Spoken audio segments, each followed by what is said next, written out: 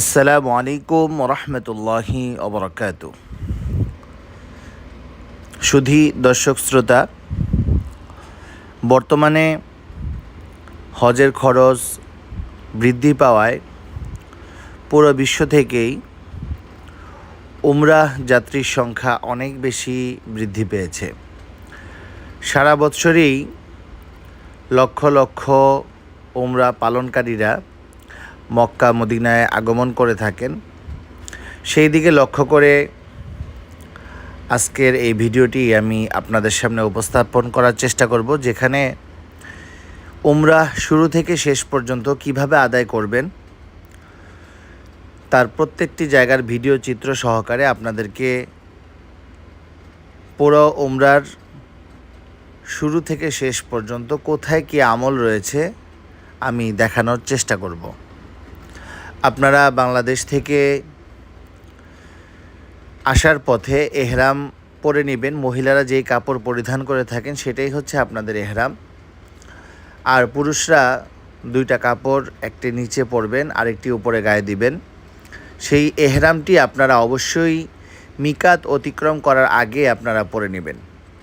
মক্কা শরীফের চতুর্দিকে মিকাত রয়েছে, যেই মিকাত অতিক্রম করার আগে অবশ্যই এহরাম বেঁধে নিয়ত করে নিতে হবে। যদি আপনি বাংলাদেশ থেকে আসেন তাহলে আপনার ফ্লাইটেই এহরামের যে মিকাত রয়েছে সেই মিকাত অতিক্রম করা হয়ে যায়। সেই দিকে লক্ষ্য করে আপনারা ফ্লাইটে ওঠার আগে এহরাম পরে নেবেন এবং মিকাত অতিক্রম করার আগে ফ্লাইটে ঘোষণা দেওয়া হয়, ওই সময় আপনারা অবশ্যই নিয়ত করে নেবেন যে আল্লাহ, আমি উমরার এহরাম বাঁধলাম, তুমি সহজ করো, কবুল করো। এভাবে আপনারা নিয়ত করে নেবেন এবং তালবিয়া পড়তে থাকবেন, লাব্বাইক আল্লাহুম্মা লাব্বাইক, লাব্বাইক লা শারীকা লাকা লাব্বাইক, ইন্নাল হামদা ওয়ান নি'মাতা লাকা ওয়াল মুলক লা শারীকা লাক। এই তালবিয়া নিয়ত যখন করবেন তখন থেকে তালবিয়া পড়তে থাকবেন একেবারে কাবা ঘর, আল্লাহর ঘর বাইতুল্লাহ শরীফ দেখার আগ পর্যন্ত। মক্কায় এসেই হোটেলে আপনার জিনিসপত্রগুলো রেখে যত দ্রুত সম্ভব আপনারা চেষ্টা করবেন উমরাহ শুরু করে ফেলা। আমরা মসজিদে হারামে চলে এসেছি, ৭৯ নাম্বার গেট আমাদের সামনে। এদিক দিয়ে বর্তমানে উমরাহ যাত্রীদেরকে প্রবেশ করানো হচ্ছে। আমরাও এখন এই দিক দিয়েই প্রবেশ করব। বাইতুল্লাহে প্রবেশ করার ক্ষেত্রে মসজিদে হারামের ভিতরে ঢোকার পরেই আপনাদের পিলারের ফাঁকে ফাঁকে কাবা ঘর, আল্লাহর ঘর দেখা যাবে। আল্লাহর ঘর দেখা যাওয়ার সাথে সাথে ওই মুহূর্তটি দোয়া কবুলের সময়। আপনারা ওই মুহূর্তে যেই দোয়া করবেন আল্লাহ তাআলা ওই দোয়া কবুল করে নেবে।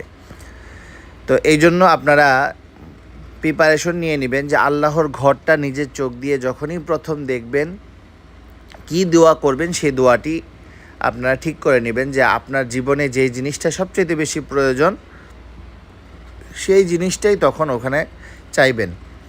গেটে প্রবেশের আগে জুতা খুলে নেবেন। আমরা মসজিদের ভিতরে প্রবেশ করেছি, আস্তে আস্তে সামনে এগিয়ে যাচ্ছি। মসজিদের যত দূর সামনে আগাবেন, কাবা শরীফের যত কাছাকাছি যেতে থাকবেন, ততই পিলারের ফাঁক দিয়ে বিভিন্ন জায়গা দিয়ে আল্লাহর ঘর দেখা যাবে। যদি দেখা না যায় তাহলে তোয়াফের যে চত্বর মাতাফ, সেখানে নামার সাথে সাথে আল্লাহর ঘর দেখা যাবে। সুবহানাল্লাহ, দেখতে পাচ্ছেন আল্লাহর ঘর বাইতুল্লাহ কাবা শরীফ আমাদের সামনে। এই মুহূর্তটি দোয়া কবুলের সময় আপনি দোয়া করে নেবেন।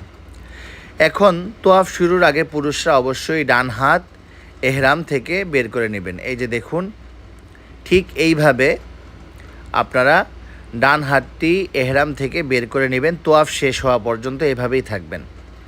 এখন দেখবেন আপনারা খেয়াল করে কাবা ঘরের 4টি কোণা রয়েছে, তার মধ্যে হজরে আসওয়াদের যে কোণা, সেই কোণায় আপনারা চলে যাবেন।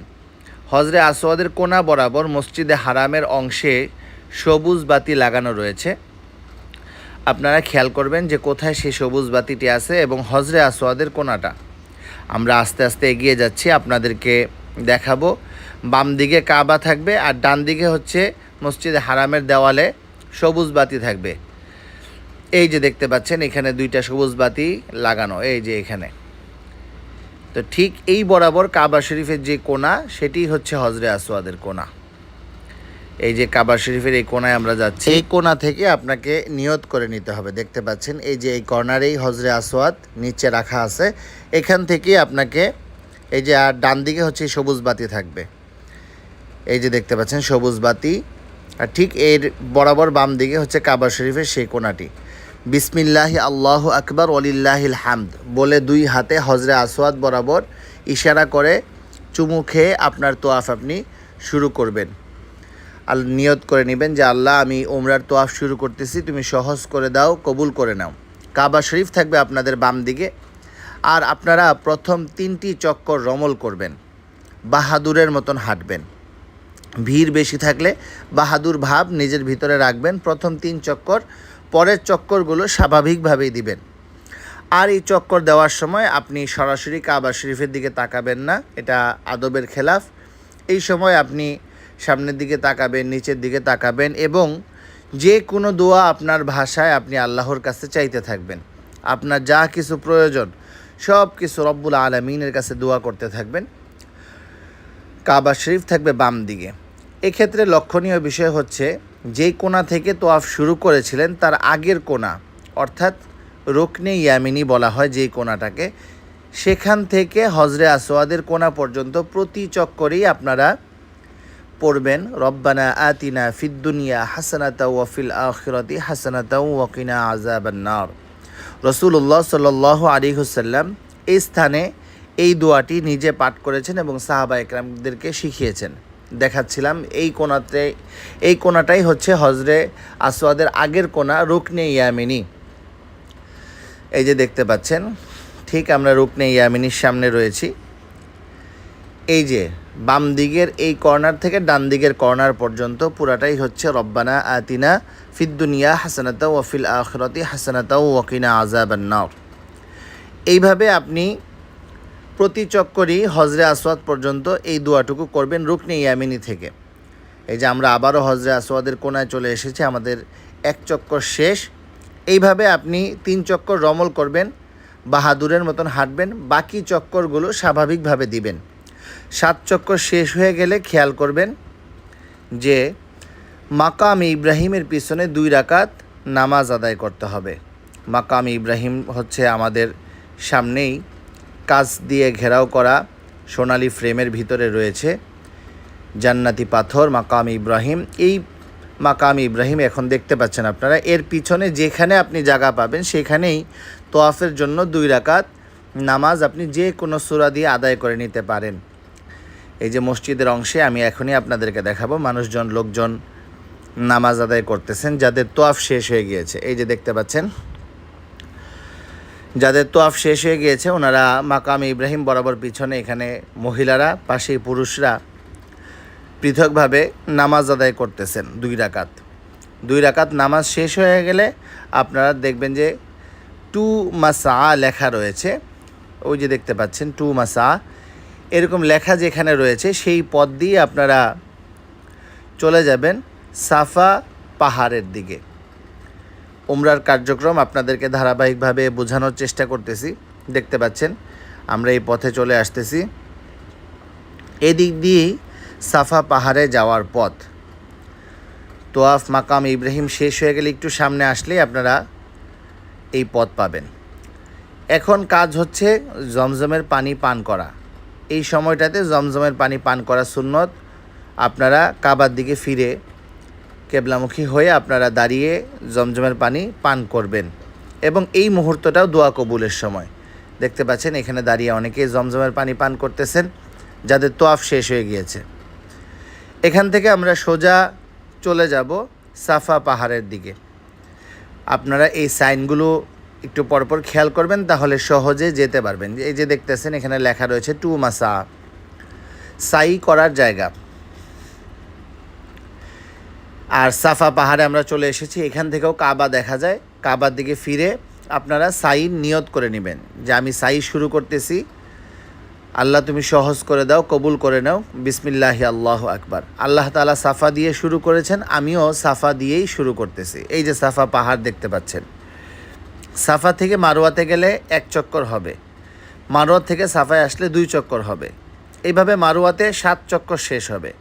আমরা এখন সাফার থেকে নেমে মারোয়ার দিকে যাচ্ছি। এখানে হজরতে হাজরা আলাইহিস সালাম যেই স্থানটিতে দৌড় দিয়েছিলেন সেই স্থানটিতে পুরুষদেরকে দৌড় দিতে হয়, সাই করতে হয়। ওই জায়গাটুকু সবুজ বাতি লাগানো রয়েছে। পুরুষরা এখানে দৌড়াবে, মহিলারা দ্রুত হাঁটবে। আমাদের সামনেই হচ্ছে সেই সবুজ বাতি। সাফা থেকে মারোয়া যাওয়ার সময় এখানে দৌড়াতে হবে, মারোয়া থেকে সাফায় আসার সময় এই অংশটুকু দৌড়াতে হবে পুরুষদের জন্য। এই সময়টা দোয়া কবুলের সময়। দেখতে পাচ্ছেন উপর দিকে সবুজ বাতি লাগানো রয়েছে। এই স্থানটি হচ্ছে সাই করার জায়গা, দৌড় দেওয়ার জায়গা।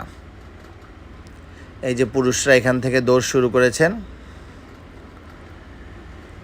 এই সবুজ বাতি যতটুকু, তারপরে আবার স্বাভাবিক হেঁটে হেঁটে মারোয়ার দিকে যেতে হবে। মারোয়ায় যাওয়ার পরে 1 চক্কর হয়ে যাবে। মারোয়া থেকে সাফায় আসলে 2য় চক্কর পূর্ণ হবে।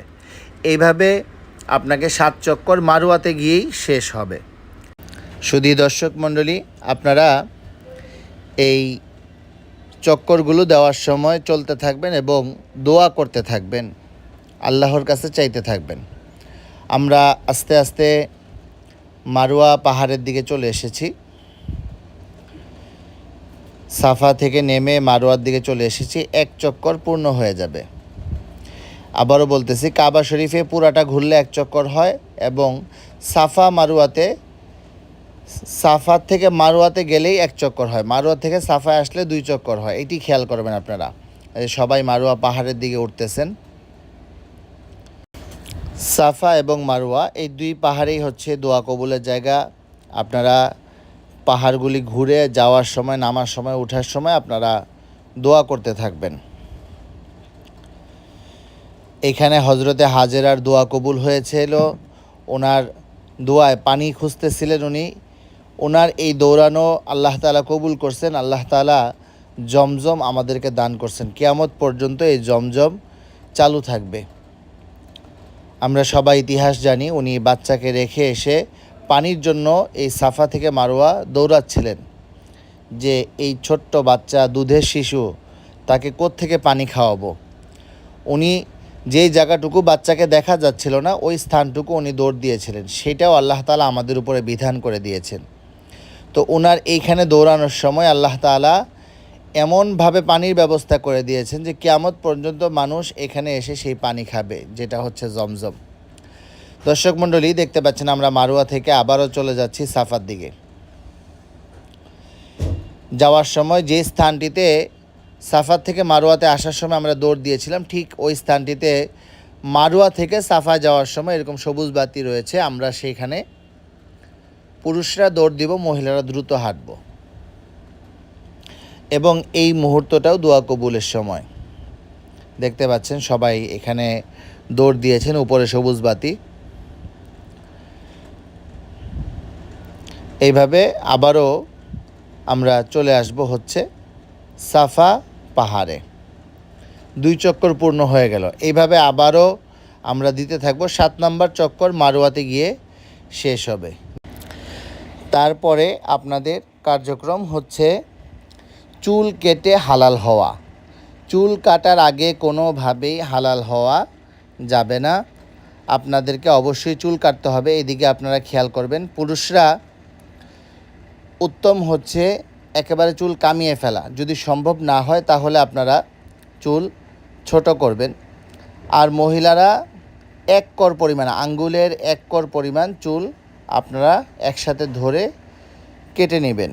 পুরুষরা হালাল হওয়ার পরে মহিলাদের চুলগুলো আপনারা কেটে দিবেন। তাহলেই উমরার কার্যক্রম শেষ হবে। শেষ হয়ে গেলে আপনারা ভালোভাবে গোসল করে স্বাভাবিক পোশাক পরিধান করে স্বাভাবিক চলাফেরা করতে পারবেন। শুধু দর্শক মণ্ডলী, আমরা উমরার শুরু থেকে শেষ পর্যন্ত কোথায় কী আমল রয়েছে সংক্ষিপ্ত আকারে আপনাদেরকে দেখানোর চেষ্টা করলাম। আল্লাহ তাআলা সবাইকে উমরা এবং হজে আসার তৌফিক দান করেন। আমিন। আসসালামু আলাইকুম ওয়া রাহমাতুল্লাহি ওয়া বারাকাতুহু।